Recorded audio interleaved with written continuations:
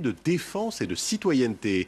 Après les attentats de Paris, François Hollande a annoncé un renforcement de ces deux dispositifs pour mieux lutter contre l'isolement de certains jeunes et la radicalisation. Le budget du service civique va passer de 300 millions d'euros à plus d'1 milliard d'ici 2018.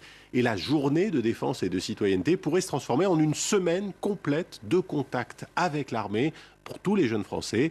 On va voir ce qu'en pensent les principaux intéressés dans ce reportage signé Alix Le Bourdon et Catherine Restrette. 8h30, 8h45. La discipline militaire leur est inconnue, mais aujourd'hui, pour quelques heures, ces 350 jeunes vont devoir s'y plier. Ils s'apprêtent à faire leur journée de défense et de citoyenneté, la JDC, un passage obligé qui a compensé la suspension du service militaire. Qu'est-ce que vous attendez de cette journée? Un spécial. Bonjour. Seule motivation pour certains, obtenir l'attestation de participation qui leur permettra de passer le permis de conduire ou encore de se présenter à certains concours d'école. Dans cette salle, les lycéens ne sont pas dépaysés. La différence aujourd'hui, ce n'est pas un prof qui leur dispense le cours. Donc je me présente, je suis parachutiste. Donc dans un premier temps, on va passer un petit film. Une succession de notions basiques sur l'histoire et la citoyenneté. Depuis plus de 50 ans, l'armée française est intervenue à de nombreuses reprises. Allez, finis la sieste là, je dormez.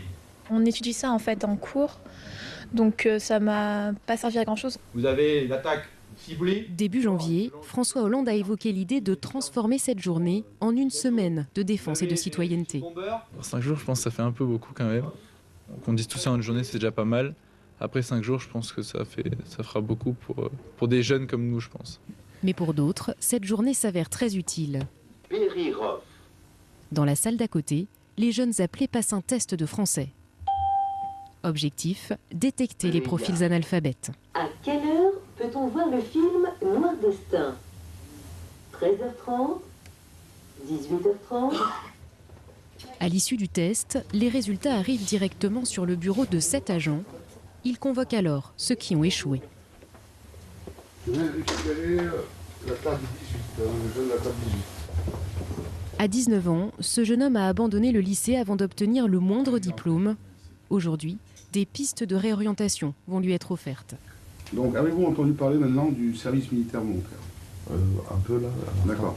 Qu'est-ce que vous faites de vos journées? Je traîne. Vous traînez? C'est pas bon? Ouais, je sais.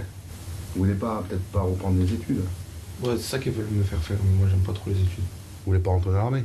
L'armée? Vous savez pas?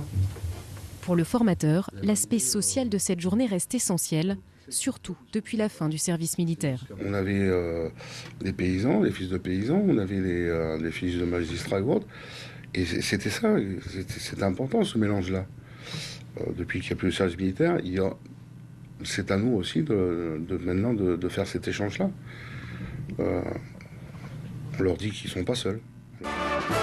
Le service militaire avait été créé à la Révolution dans le but de former le plus grand nombre à la défense de la patrie. Il a finalement été suspendu en 1997 pour laisser place à la JDC. Ces deux députés voudraient voir cette journée supprimée au profit d'un système d'immersion des jeunes en unité militaire. C'est une journée trop courte pour effectivement les sensibiliser sur l'esprit de défense.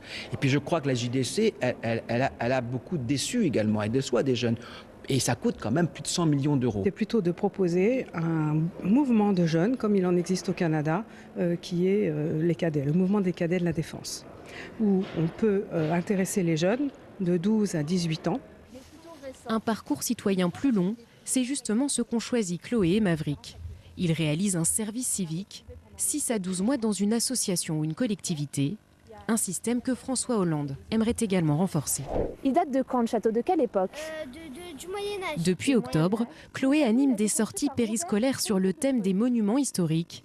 Pour un peu plus de 500 € net par mois, la jeune femme travaille pour une association locale spécialisée dans le patrimoine.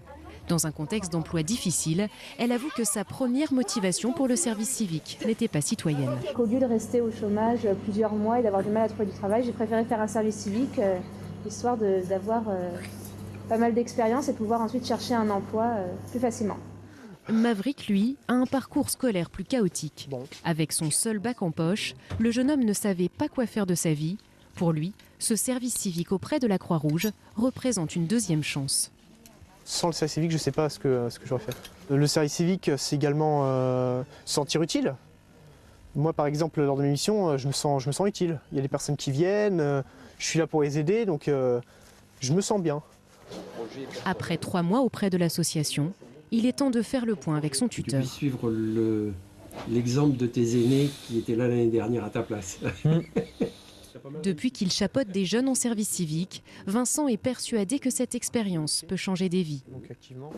Pour ceux qui décrochent dans la vie, c'est effectivement une perche qui leur est tendue pour pouvoir remettre les pieds dans les sabots et dans le bon chemin.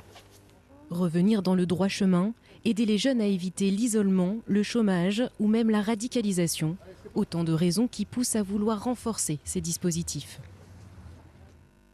Et ce reportage est bien sûr à retrouver sur france24.com et sur toutes nos applications mobiles. On passe à l'actualité sportive après.